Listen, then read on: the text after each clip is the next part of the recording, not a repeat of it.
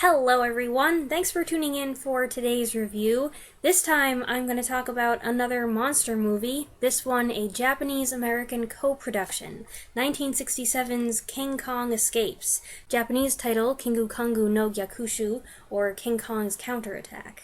The plot follows two groups of people. The first is a team sent by the UN to the South Pacific on an oil-seeking expedition.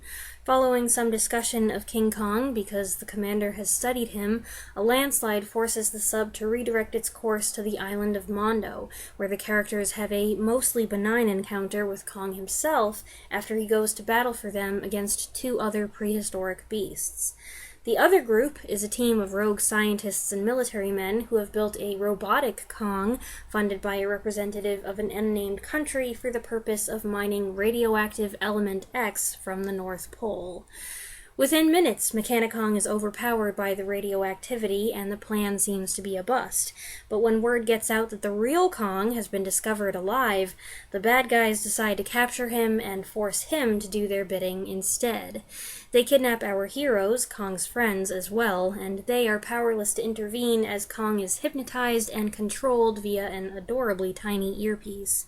But spying his robotic counterpart and mistakenly believing he's real, Kong takes a disliking to this strange rival, leading, inevitably, to a big fight. This is a fun one. It's definitely a Showa-era film, in line with Toho's other kaiju releases of the mid to late 60s. It has goofy elements that are designed to appeal to a younger audience, but at the same time, between the low-key violence and a scene of attempted seduction and the lack of any child characters, it's not one that screams kids movie. One of the things I kept wondering about as I was watching King Kong Escapes was, how did this movie come into existence? I went looking for answers, and several hours later, my head was full of a lot more information than I'd bargained for. Let's see if I can condense what I found. You might assume, as I did, that King Kong Escapes was intended as a follow-up to 1962's King Kong vs. Godzilla. However, while there is a production link, plot-wise, the two films are not related. King Kong first appeared in Marion C. Cooper's 1933 film of the same name. I won't go into the nitty-gritty of who owns what rights and for how long, because the fight between Cooper, RKO, now AT&T and Warner Brothers, Universal, De Laurentiis, and sometimes Toho is one big, long-running legal mess, and this section of the video is complicated enough as it is. Mechanicong, or Robot Kong, first appeared in The King Kong Show, a 3-season anime retelling of the 33 film that ran from 1966 to 1969 and was a Japanese-American co-production between Rankin Bass, then Videocraft International, and Toei Animation in Japan. Rankin Bass Productions, founded by Arthur Rankin Jr. and Jules Bass, are most famous for their stop-motion Christmas specials, as well as several other features made through the 60s, 70s, and 80s. Though the company was founded and based in New York, production, featuring the low-budget stop-motion animation technique called animagic, was typically outsourced to Japan under the supervision of Tadahito Mochinaga. So Rankin Bass already had a working relationship with Japanese animators and filmmakers. During the production of The King Kong Show, Rankin Bass got the idea to do a movie tie-in.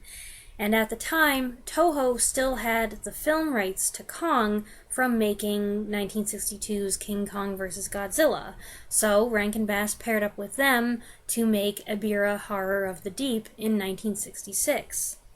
However, during development, it just wasn't working as a Kong film, so they replaced the star, and the film is now also known as Godzilla vs. the Sea Monster, which still retains certain elements that fit more with the Kong mythos. The two companies worked together on a second attempt a year later, and the result was King Kong Escapes, a film with both an American and a Japanese lead actor, Rhodes Reason and Akira Takarada, directed by Ishiro Honda, with special effects supervised by Eiji Tsuburaya. Both Honda and Tsuburaya, of course, were instrumental figures in the birth of Godzilla. The film features some elements taken from the King Kong show, such as Mondo Island replacing Skull Island, but mainly it's characters who overlap. A teenage girl named Susan, the basis for the female protagonist here, Mechani-Kong, Kong's greatest foe, who appears in episodes 10 and 25, and the recurring villain Doctor Who, a mad scientist that creates and controls Mechani-Kong. No relation whatsoever to the BBC series. But King Kong Escapes also bears the influence of the then flourishing spy film genre, specifically the James Bond films. Doctor Who may have originated in the cartoon, but for the film version his appearance was altered and the character was modeled after Bond villains Dr. No and Blofeld. Meanwhile, the female antagonist is an Asian spy played by Mie Hama, who appeared that same year in You Only Live Twice as Kissy Suzuki opposite Sean Connery. I know these details might be boring to some of you, but I'm including them because I think some of the artistic choices in King Kong Escapes make more sense when you know more about its background. This information explains, kind of, why Kong bears a resemblance to Rankin Bass's abominable snow monster, and why Doctor Who seems like a cartoon character, and why the movie briefly has a Bond film vibe. As I mentioned, it really is a case of dual leads, with Rhodes Reason, TV actor and younger brother of Rex, playing American Commander Nelson, and Godzilla series regular Akira Takarada playing Lieutenant Commander Nomura. I don't know much about Rhodes Reason, but it's always a treat to see fan-favorite Akira Takarada, and he gets to do some nice heroic deeds here. As was the case with Godzilla vs. the Sea Monster, his presence is a major highlight of the film.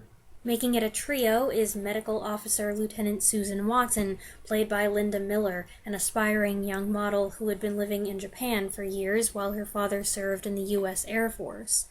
Susan's chief function is to be the damsel in distress and the object of Kong's affection, forming such a strong connection with him that he seems to understand whatever she commands him to do. There's also a subtle touch of romance, though they keep it vague. You're not sure which of the two guys is meant to be Susan's principal love interest, and I suspect they did that on purpose, so that both US and Japanese audiences could see them both as viable options. But that's just my speculation. Doctor Who is a villain that enjoys being bad, and there's something enjoyable about that. He's played by popular character actor Hideo Amamoto, who also appeared in 4 Godzilla films. Obviously, they went with a very different look for the mad scientist, and, I don't know what to say about the hair and the cape. The cape is, he looks like Dracula. Equally flashy is the female antagonist, Mie Hama's character, whose name, Madame Piranha, I wasn't aware of until after I saw the film. She's credited as Madame X in the American version, which doesn't have quite the same ring to it, does it? Madame Piranha brought quite a wardrobe with her to the North Pole. She wears this suede khaki ensemble a couple times, but she also dons this gown for her random attempt to seduce Nelson, and then she reappears moments later in this gown, and she has a separate double-crossing outfit. Gotta love a villainess who has time for style. The film I saw was dubbed over in English. Due to the international cast, there is no original undubbed version. If I had watched the Japanese release, the American actors would be dubbed over into Japanese, and the effect would be just as distracting. It might be possible, I believe, with a lot of time and effort, to splice a new audio track together. However, I don't know if the original dialogue still exists or even was recorded in the first place, and B, assuming the Japanese actors were not speaking English, if you wanted a completely dubless film, the Japanese dialogue would have to be subtitled, and the subtitles in some scenes would be coming and going constantly, and you'd be having conversations that were bouncing back and forth between Japanese and English, and it would be ridiculous. As it is, Rhodes Reason got to dub his own lines for the English cut, so that is his voice speaking his lines for his character, but Linda Miller did not. Consequently, while she liked Akiko Santo's Japanese performance, she was very unhappy with the voiceover Julie Bennett gave her character, and I don't blame her. If I was in a movie and I played a part, and then somebody else came in and redid all my lines and did them totally differently from how I had done them, I would not be happy either. Julie Bennett also recorded Miehama's lines with an accent, and in similar fashion, Paul Frees dubbed Doctor Who and most of the other male characters. Paul Frees is one of the most famous voice actors ever, but I'm not crazy about this. I know this happened a lot, and they were under budgetary constraints. That's part of the reason why they did not fly Linda Miller from Japan to New York to do her voice recording. But if I can't hear the original actors' line readings, I'd at least like to hear some variety in the voices. And, I don't know, there's kind of a... The voice acting is fine, it's just kind of vanilla. There's a sameness to it. Now for the monkey. Kong here, played by Hiro Nakajima in between Godzilla films, is supposed to be 60 feet tall. To me, his most prominent features are a toothy grin and vacant, foggy eyes that make him look like he's, I don't know, stoned out of his mind. What fans have always loved about Kong is how expressive he is, whether he's brought to life on screen via puppetry and stop-motion animation or motion capture technology. This Kong, well, he's expressive. Awakened by Susan's scream of terror, he immediately goes gaga over her, and that's very evident. He's so smitten that he apparently loses control of his upper lip movement here. He does a lot of arm flailing in his fight scenes, and when Susan goes away, we get one of the most perfect shots of emo Kong I've ever seen. Oh, and at one point, Kong hurls uprooted trees at some helicopters, prompting me to consider that this might be yet another film that influenced Kong Skull Island. King Kong Escapes gives several nods to the original King Kong film. Kong's fight with Gorosaurus, making his debut here, replicates certain imagery from the fight with the T-Rex. The scene immediately after, where Kong fights a sea monster, also echoes the original. King Kong Escapes features a stronger and certainly more positive bond between Kong and the young, pretty blonde girl in trouble. Susan is afraid of him at first, but she learns she's able to verbally communicate with him and manages to pacify him so he won't destroy their sub. Later, it's when he senses that Susan is in danger that King Kong escapes. And it's Susan, with Nomura's help, who gets Kong to fight Mechanicong and save Tokyo instead of destroying it. Mechanicong is kind of like a prototype for Mechagodzilla, which wouldn't appear on screen until 1974. Mechanicong doesn't have as many bells and whistles, but he moves pretty swiftly for a robot. He's got stamina that the real Kong lacks, and he's been equipped with burning lights in his eyes, a loudspeaker in his mouth through which Doctor Who can talk, and a belt loaded with explosives. As an opponent for Kong, he's a pretty even match. Both Mechanicong and Gorosaurus, by the way, were played by Hiroshi Sakita, who also played, Ibira, the sea monster, in 66, and Godzilla on land in 67's Son of Godzilla. Though there's an abundance of pummeling and pounding, the fights never get too serious, and our giant hero's got some humorous attributes that make him endearing. I do suspect that maybe this Kong is great for all the wrong reasons, but I also think this design is an improvement over his previous appearance. Maybe not everyone agrees on that. I know that a lot of people liked King Kong vs. Godzilla much more than I did. That's okay, personal opinion. I found the Kong design for that film quite hideous and absurd. And Godzilla didn't look great either. I do think King Kong Escapes isn't quite as polished in the effects department as some of the other kaiju films. There are more composite shots than usual, meant to show the immensity of the monster in contrast to a human, and these effects aren't quite as smooth as they could be.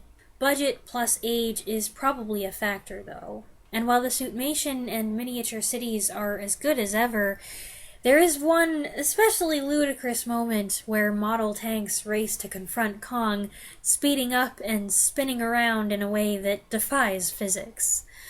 The Tokyo Tower sequence is really good, though, with Kong in hot pursuit of Mechani-Kong and Susan. Amazingly, Tokyo Tower is able to withstand the weight of the two Kongs, and then Mechani-Kong senselessly continues up to the highest point, while Susan, who he dropped, struggles to make it back down to safety. It's a good climax. Akira Ifukube wrote the score for this film, so as usual, the music is also a highlight. I especially like the main title and Mondo Island tracks. They have a really good tribal drum rhythm. It's a powerful score. Mechani-Kong's theme is big and menacing, yet there are also somber and heartfelt moments, and the music here is really nice. The only thing is that it's kind of an odd match for the visuals if you're inclined to snicker at Kong's appearance. But it's an interesting score. It's got some crazy trumpet blasts, and then some plaintive, mysterious oboe melody that's featured in a couple tracks, plus some cues that I think Ifukube recycled in later scores. I don't think that this is one of his most famous compositions, and I wouldn't say it's one of my favorite scores for a kaiju film, but it's a solid soundtrack that bears listening to separately. After King Kong Escapes enjoyed modest success, Toho hoped to include Kong in the following year's kaiju extravaganza, Destroy All Monsters, but they didn't possess the rights to the character long enough. Gorosaurus got to be in it, though, and have a decent-sized role. As for Mechani-Kong, years later during the Heisei era, Toho wanted to remake King Kong vs. Godzilla, which I think would have been very interesting. But acquiring the rights to Kong proved too complicated and too pricey, so they opted to make Godzilla vs. Mechani-Kong instead, with an additional play on Fantastic Voyage. However, that also fell through because of legal issues. Mechani-Kong bears Kong's likeness, meaning Toho would still have to pay for temporary rights. So they ended up modifying their modified plans and using the mecha idea in the awesome third act of 1992's Godzilla vs. King Ghidorah. I'd better wrap this up now because I have spent way too long talking about this movie. It's all that background information. My mom and I had a good time with this one. It's humorous, intentionally and unintentionally. It does some things we haven't seen before, and it's got entertaining villains and likable heroes.